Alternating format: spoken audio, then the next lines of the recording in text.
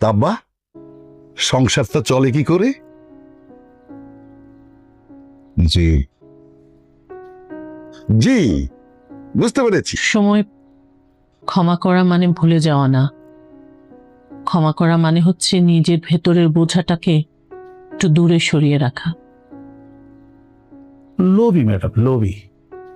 শুধু লোভী? ক্যারেক্টারের প্রবলেম আছে, তবে সবকিছু ব্যালেন্স করতে পারে। কারণ ম্যাডাম খুব হ্যান্ডসাম তো, গুড লুকিং তো। মানে আমরা আসলে এখানে কতদিন থাকবো, কি বিষয়, তারপরে কোথায় যাব, সেটা তো আমরাও জানি না। আগে একটা ডিসিশন হোক। নিজের জন্মদাতা বাবার সাথে এত বড় অন্যায় করার পর ফাহাদ কি সত্যিই পার পেয়ে যাবে, নাকি ৪১তম পর্বে তার জন্য অপেক্ষা করছে চরম কোনো শাস্তি? আর সামির কি পারবে সব মান অভিমান ভুলে তার বাবার বুকে ফিরে যেতে?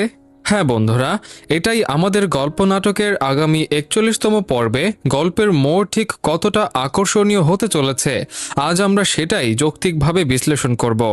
আপনারা ইতোমধ্যেই জানেন যে ফাহাদের চরম ধোঁকার শিকার হয়ে তার বয়স্ক বাবা মা সব হারিয়ে গ্রামটিতে গিয়ে পৌঁছেছেন, কিন্তু ৪১তম পর্বে আমরা দেখতে চলেছি ফাহাদের কর্মফলের প্রথম বড় ধাক্কা। ফাহাদ এবং মীরা শর্টকাটে বড়লোক হওয়ার যে রঙিন ফাঁদ তৈরি করেছে, সেই ফাঁদেই এবার তারা নিজেরা আটকা পড়তে চলেছে। অতি লোভ মানুষকে কিভাবে ধ্বংসের দিকে নিয়ে যায়, এই পর্বে সেটাই প্রমাণ হতে যাচ্ছে। অন্যদিকে গল্পের অন্যতম গুরুত্বপূর্ণ চরিত্র সামিরের জীবনেও আসতে চলেছে এক বড় টার্নিং পয়েন্ট। বাবার প্রতি তার মনের ভেতর যে মান অভিমান জমে আছে, সেটা কি এবার ভাঙবে? ৪১তম পর্বের গতি প্রকৃতি বিশ্লেষণ করলে স্পষ্ট বোঝা যায়, সব রাগ আর অভিমান ভুলে সামির হয়তো তার বাবার কাছেই ফিরে আসবে। কারণ রক্তের টান তো চাইলেই আর মুছে ফেলা যায় না, আর তার এই ফিরে আসাটা গল্পের মোড় পুরোপুরি ঘুরিয়ে দেবে। আচ্ছা বন্ধুরা, আপনারা কে কোন জেলা বা দেশ থেকে আমাদের এই ভিডিওটি দেখছেন তা অবশ্যই কমেন্ট বক্সে জানাবেন। আপনাদের কাছে আমাদের একটি প্রশ্ন, নিজের বাবার শেষ সম্বল কেড়ে নিয়ে ফাহাদ যে জঘন্য অন্যায় করেছে, আসন্ন ৪১তম পর্বে তার ঠিক কী ধরনের শাস্তি হওয়া উচিত বলে আপনারা মনে করেন?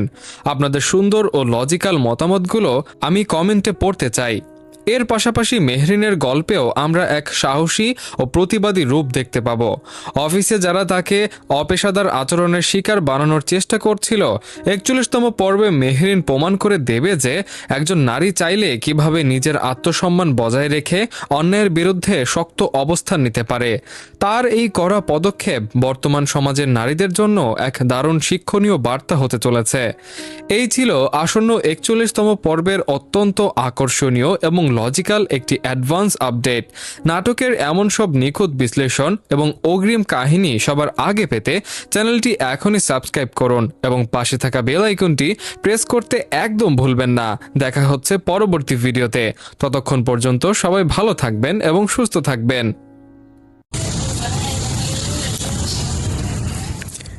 নিজের জন্মদাতা বাবার সাথে এত বড় অন্যায় করার পর ফাহাদ কি সত্যিই পার পেয়ে যাবে, নাকি ৪১তম পর্বে তার জন্য অপেক্ষা করছে চরম কোনো শাস্তি?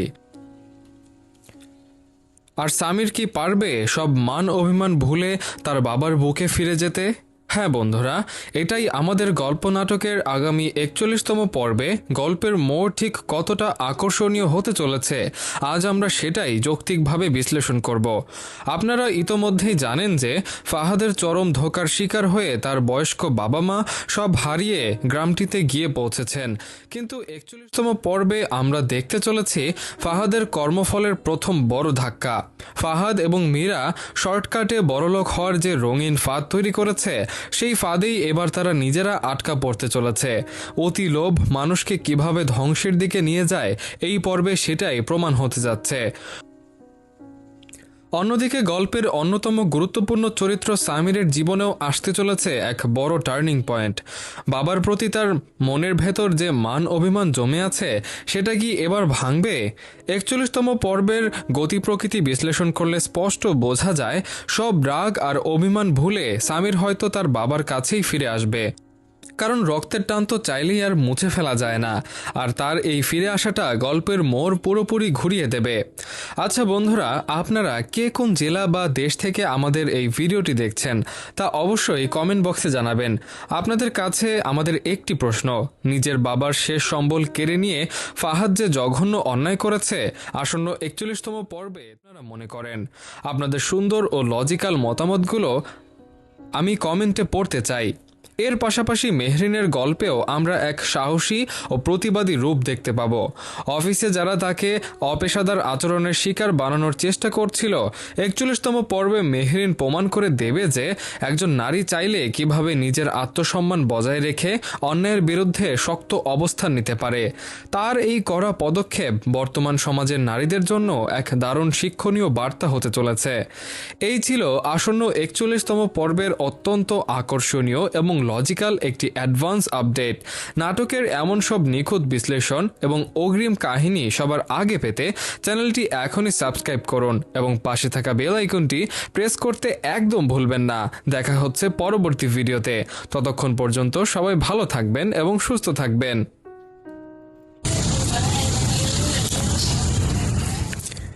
নিজের জন্মদাতা বাবার সাথে এত বড় অন্যায় করার পর ফাহাদ কি সত্যিই পার পেয়ে যাবে, নাকি 41তম পর্বে তার জন্য অপেক্ষা করছে চরম কোনো শাস্তি? আর সামির কি পারবে সব মান অভিমান ভুলে তার বাবার বুকে ফিরে যেতে? হ্যাঁ বন্ধুরা, এটাই আমাদের গল্প নাটকের আগামী 41তম পর্বে গল্পের মোড় ঠিক কতটা আকর্ষণীয় হতে চলেছে আজ আমরা সেটাই যৌক্তিকভাবে বিশ্লেষণ করব।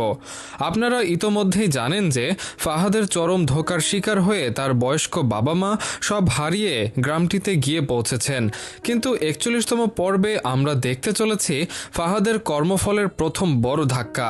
ফাহাদ এবং মীরা শর্টকাটে বড়লোক হওয়ার যে রঙিন ফাঁদ তৈরি করেছে সেই ফাঁদেই এবার তারা নিজেরা আটকা পড়তে চলেছে। অতি লোভ মানুষকে কিভাবে ধ্বংসের দিকে নিয়ে যায় এই পর্বে সেটাই প্রমাণ হতে যাচ্ছে। অন্যদিকে গল্পের অন্যতম গুরুত্বপূর্ণ চরিত্র সামিরের জীবনেও আসতে চলেছে এক বড় টার্নিং পয়েন্ট। বাবার প্রতি তার মনের ভেতর যে মান অভিমান জমে আছে সেটা কি এবার ভাঙবে? 41তম পর্বের গতি প্রকৃতি বিশ্লেষণ করলে স্পষ্ট বোঝা যায় সব রাগ আর অভিমান ভুলে সামির হয়তো তার বাবার কাছেই ফিরে আসবে। কারণ রক্তের টান তো চাইলেই আর মুছে ফেলা যায় না, আর তার এই ফিরে আসাটা গল্পের মোড় পুরোপুরি ঘুরিয়ে দেবে। আচ্ছা বন্ধুরা, আপনারা কে কোন জেলা বা দেশ থেকে আমাদের এই ভিডিওটি দেখছেন তা অবশ্যই কমেন্ট বক্সে জানাবেন। আপনাদের কাছে আমাদের একটি প্রশ্ন, নিজের বাবার শেষ সম্বল কেড়ে নিয়ে ফাহাদ যে জঘন্য অন্যায় করেছে আসন্ন 41তম পর্বে তার ঠিক কী ধরনের শাস্তি হওয়া উচিত বলে আপনারা মনে করেন? আপনাদের সুন্দর ও লজিক্যাল মতামতগুলো আমি কমেন্টে পড়তে চাই। এর পাশাপাশি মেহরিনের গল্পেও আমরা এক সাহসী ও প্রতিবাদী রূপ দেখতে পাব। অফিসে যারা তাকে অপেশাদার আচরণের শিকার বানানোর চেষ্টা করছিল, 41তম পর্বে মেহরিন প্রমাণ করে দেবে যে একজন নারী চাইলে কিভাবে নিজের আত্মসম্মান বজায় রেখে অন্যায়ের বিরুদ্ধে শক্ত অবস্থান নিতে পারে। তার এই কড়া পদক্ষেপ বর্তমান সমাজের নারীদের জন্য এক দারুণ শিক্ষণীয় বার্তা হতে চলেছে। এই ছিল আসন্ন 41তম পর্বের অত্যন্ত আকর্ষণীয় এবং লজিক্যাল একটি অ্যাডভান্স আপডেট। নাটকের এমন সব নিখুঁত বিশ্লেষণ এবং অগ্রিম কাহিনী সবার আগে পেতে চ্যানেলটি এখনই সাবস্ক্রাইব করুন এবং পাশে থাকা বেল আইকনটি প্রেস করতে একদম ভুলবেন না। দেখা হচ্ছে পরবর্তী ভিডিওতে। ততক্ষণ পর্যন্ত সবাই ভালো থাকবেন এবং সুস্থ থাকবেন।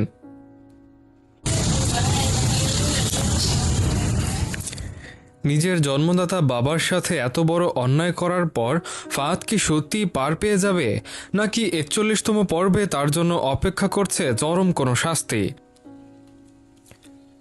আর সামির কি পারবে সব মান অভিমান ভুলে তার বাবার বুকে ফিরে যেতে? হ্যাঁ বন্ধুরা, এটাই আমাদের গল্প নাটকের আগামী 41তম পর্বে গল্পের মোড় ঠিক কতটা আকর্ষণীয় হতে চলেছে আজ আমরা সেটাই যৌক্তিকভাবে বিশ্লেষণ করব। আপনারা ইতোমধ্যেই জানেন যে ফাহাদের চরম ধোঁকার শিকার হয়ে তার বয়স্ক বাবা মা সব হারিয়ে গ্রামটিতে গিয়ে পৌঁছেছেন, কিন্তু 41তম পর্বে আমরা দেখতে চলেছি ফাহাদের কর্মফলের প্রথম বড় ধাক্কা। ফাহাদ এবং মীরা শর্টকাটে বড়লোক হওয়ার যে রঙিন ফাঁদ তৈরি করেছে সেই ফাঁদেই এবার তারা নিজেরা আটকা পড়তে চলেছে। অতি লোভ মানুষকে কিভাবে ধ্বংসের দিকে নিয়ে যায় এই পর্বে সেটাই প্রমাণ হতে যাচ্ছে। অন্যদিকে গল্পের অন্যতম গুরুত্বপূর্ণ চরিত্র সামিরের জীবনেও আসতে চলেছে এক বড় টার্নিং পয়েন্ট। বাবার প্রতি তার মনের ভেতর যে মান অভিমান জমে আছে সেটা কি এবার ভাঙবে? ৪১তম পর্বের গতি প্রকৃতি বিশ্লেষণ করলে স্পষ্ট বোঝা যায় সব রাগ আর অভিমান ভুলে সামির হয়তো তার বাবার কাছেই ফিরে আসবে। কারণ রক্তের টান তো চাইলেই আর মুছে ফেলা যায় না, আর তার এই ফিরে আসাটা গল্পের মোড় পুরোপুরি ঘুরিয়ে দেবে। আচ্ছা বন্ধুরা, আপনারা কে কোন জেলা বা দেশ থেকে আমাদের এই ভিডিওটি দেখছেন তা অবশ্যই কমেন্ট বক্সে জানাবেন। আপনাদের কাছে আমাদের একটি প্রশ্ন, নিজের বাবার শেষ সম্বল কেড়ে নিয়ে ফাহাদ যে জঘন্য অন্যায় করেছে, আসন্ন ৪১তম পর্বে তার ঠিক কী ধরনের শাস্তি হওয়া উচিত বলে আপনারা মনে করেন? আপনাদের সুন্দর ও লজিক্যাল মতামতগুলো আমি কমেন্টে পড়তে চাই। এর পাশাপাশি মেহরিনের গল্পেও আমরা এক সাহসী ও প্রতিবাদী রূপ দেখতে পাব। অফিসে যারা তাকে অপেশাদার আচরণের শিকার বানানোর চেষ্টা করছিল, ৪১তম পর্বে মেহরিন প্রমাণ করে দেবে যে একজন নারী চাইলে কিভাবে নিজের আত্মসম্মান বজায় রেখে অন্যায়ের বিরুদ্ধে শক্ত অবস্থান নিতে পারে। তার এই কড়া পদক্ষেপ বর্তমান সমাজের নারীদের জন্য এক দারুণ শিক্ষণীয় বার্তা হতে চলেছে। এই ছিল আসন্ন ৪১তম পর্বের অত্যন্ত আকর্ষণীয় এবং লজিক্যাল একটি অ্যাডভান্স আপডেট।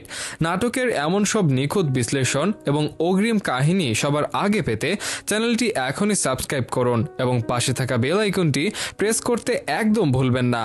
দেখা হচ্ছে পরবর্তী ভিডিওতে। ততক্ষণ পর্যন্ত সবাই ভালো থাকবেন এবং সুস্থ থাকবেন।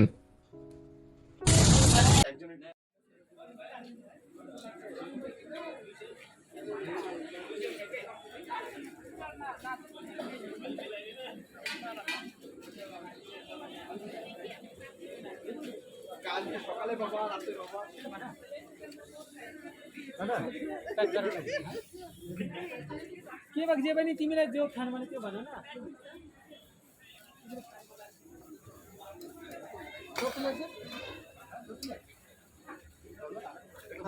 ছোট প্যাকেট কত জিজ্ঞেস করেন তো ভাই? 50 5 पीस लेंगे तो 200 रुपीस पड़ेगा 125 ग्राम। बेटर क्वालिटी का है ये, फ्लेवर टी है, ब्लैक टी मिल्क टी दूसरी है 125 ग्राम। ये 250 ग्राम्स का है 140। ये कितना है? 140 रुपीस 150 140। 140 তো এখানকার থেকে 10 টাকা কম মনে হচ্ছে নাকি?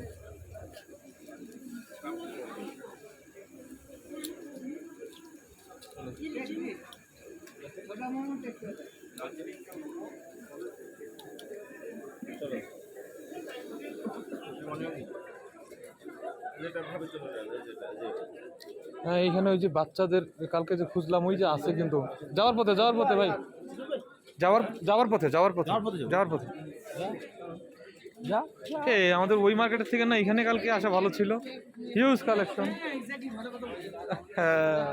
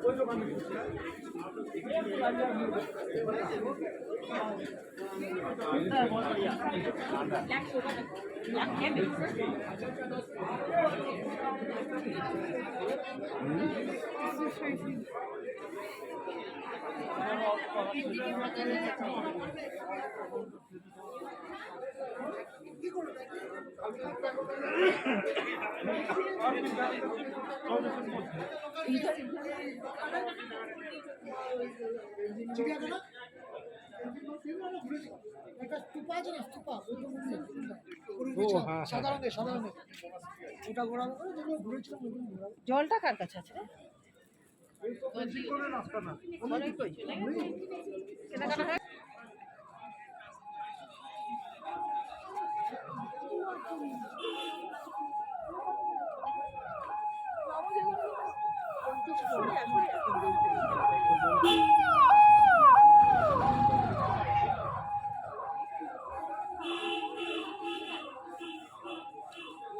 কেউ মনে হয় স্টক করছে।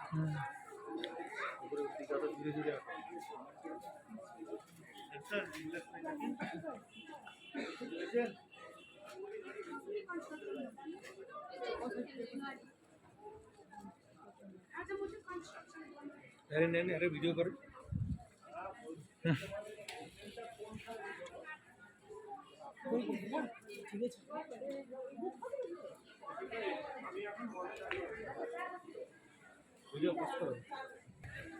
এটা না মার্কেট ছিল, কালকে আমরা কই গেছি বলেন? এ মেল চত্বর।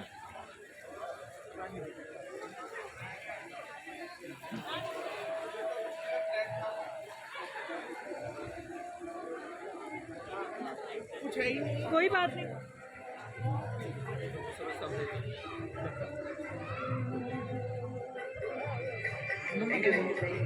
এটাই মেল চত্বর। মল সবগুলো ও আচ্ছা।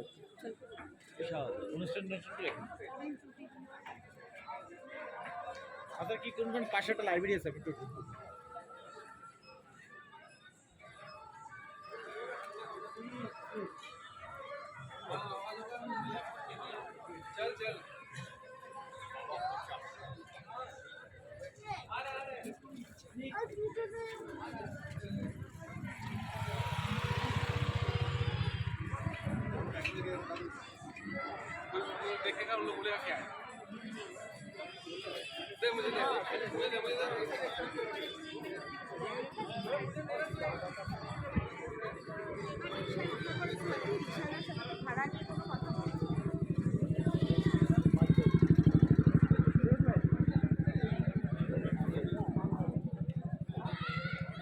এখানে কি মোটরসাইকেল চলে? আইন করলে আইন মানলে ভালো, কিন্তু এক শ্রেণী মানলে আওয়ামী লীগ আর মানতে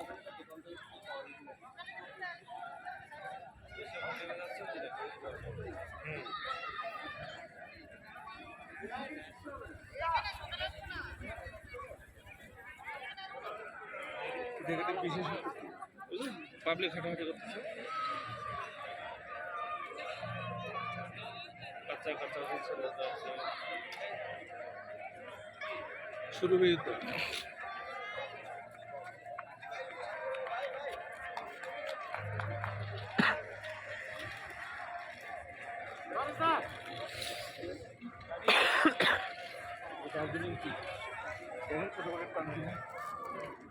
পরে ফোন দিব।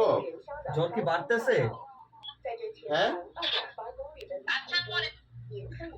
এই যে বাবা, দেখো বাবাকে দেখা যাচ্ছে, দেখো মা, এই যে পাপা কোথায় যাচ্ছে, এই যে বাবা, আম্মু, পাপা, এই যে বাবা, এই যে মা, পাপা কোথায়, এই যে বাবা, হ্যাঁ পাপা কি করে, ঘুরতে আসছে আম্মুকে রেখে।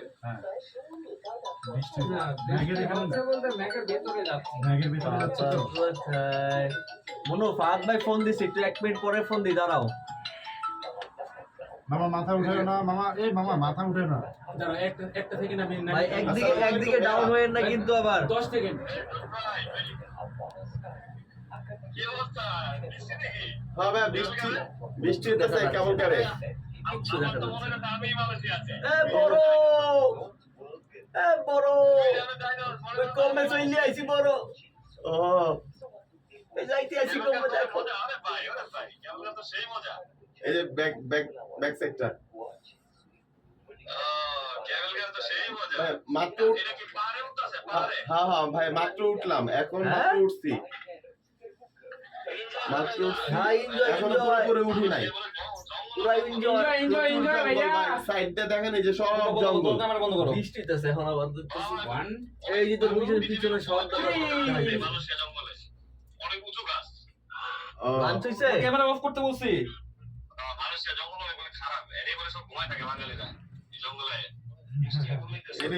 লাঞ্চ হইছে ভাই?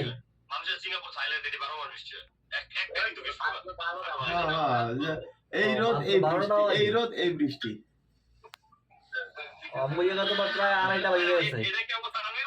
হ্যাঁ হ্যাঁ হ্যাঁ, এই যে তানভীর ভাই, এই যে এই যে শফিক ভাই, এই যে হচ্ছে যে কাজল ভাই। বুঝি নাই ভাই। ও ভাই চলে আসেন। হোটেলের নামটা কি ভুলে গেছি ভাই। পুরামা বুকেট বিংতাং। বুকেট বিংতাং তো জায়গার নাম। কাই কোন জায়গা ভাই? দাঁড়ান দাঁড়ান, একটা কল আসছে, কেটা ফোন হ্যাঁ, দিচ্ছে অনেক আপনারা কিছু আবার। পাহাড় ভাই। উপরে উঠলে তো কিছু দেখবো না। এবার নেট এই যে বাবা, বাবা আবার চলে আসছে আম্মু। 6000 2.5 কিলোমিটার উঠবে উপরে। 6000 মানে 2.5 কিলোমিটার উপরে উঠবে এইটা কেবল কার। ও এই যে বাবা। 2.5 কিলোমিটার কম মনে করছেন, উপরে উঠতে যাচ্ছে 2.5 কিলোমিটার উপরে যাচ্ছে ভাই। ভিডিও করে আবার মেঘ হ্যাঁ, আমি তো কেবল কারে তোমাদের ভিডিও দিলাম না, আমি কেবল কারে ভিডিও করতেছি, তোমার দেখতে। ঝাপসা হয়ে গেছে ভাই। এই দেখো কোত্থেকে আসছি। হ্যাঁ, এখন মেঘের মধ্যে ঢুকে পড়ছেন। ওই যে নিচ থেকে আসছি, এটা হলো দার্জিলিং যেটা উঠলাম না আমরা, উঠেছে তো বড় এটা, অনেক বড় এটা। ওইটা তো আমরা 4 জন উঠতে পারতাম, ভাই, আমরা লেগে গেছে। প্রায় 9-10 জন উঠে গেছি একটা গিয়ের মধ্যে। ভাই অবস্থা খারাপ। ওই জায়গা তো অনেক সময় দাঁড়াইতে হয়, এই জায়গায় বেশিক্ষণ দাঁড়াইতে হয় না, হ্যাঁ, আমি- চুড়ে ফেলে ফেলিয়ে। এই গেছে পুরো। হ্যাঁ? হ্যাঁ, থামে না, থামে না, এটা থামেও না, ভাইব্রেশনও করে না, এটা ভাইব্রেশনও করে কিচ্ছুতে বাড়ি কেউ। এই তুষার ভাই দাঁড়ায় না, ভাই সবাই দাঁড়ায় না, সবাই দাঁড়ায় না দাঁড়ানো ভাই। যাবে না, দাঁড়ানো যাবে না, দাঁড়ানো যাবে না প্লিজ। বাবা চলে আসছি ভাইয়া। নামবো না, তোমার প্রায় 7 কিলোমিটার, প্রায় 3 কিলোমিটার মতো লম্বা।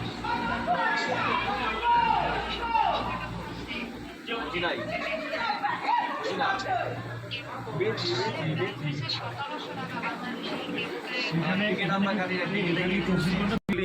ওকে ওকে, ওর ঝাগুটা পরিষ্কার করে ফেলো।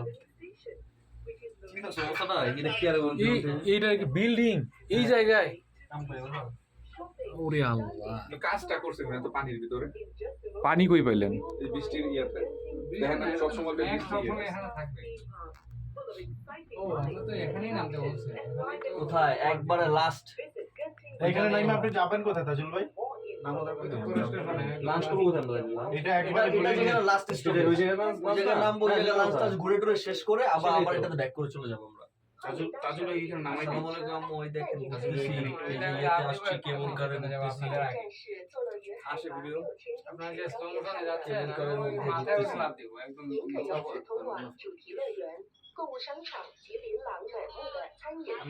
না না হ্যাঁ বাইরে তো কেবল কারে ঘুরতেছি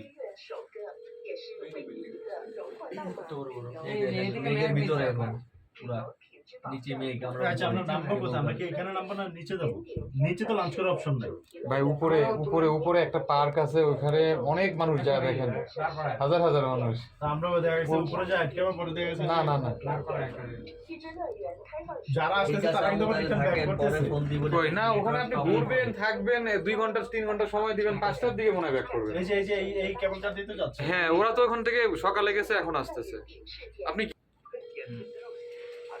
চলো ভিউ দেখি আমরা ছবি তোলা বাদ দিয়ে অনেক ভাই একটা ভিডিও করলাম গাইস আমরা এখন মেঘের ভিতরে এই বিল্ডিং গুলা ভয় নাই কেমনে বলো?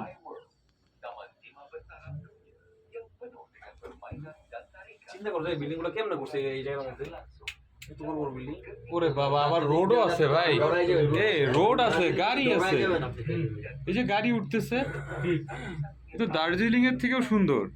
হ্যাঁ দার্জিলিং তো নোংরা ভাই পুরা বলে তিন জায়গার বানাই ফেলছে না পুরো নিট এন্ড ক্লিন জায়গা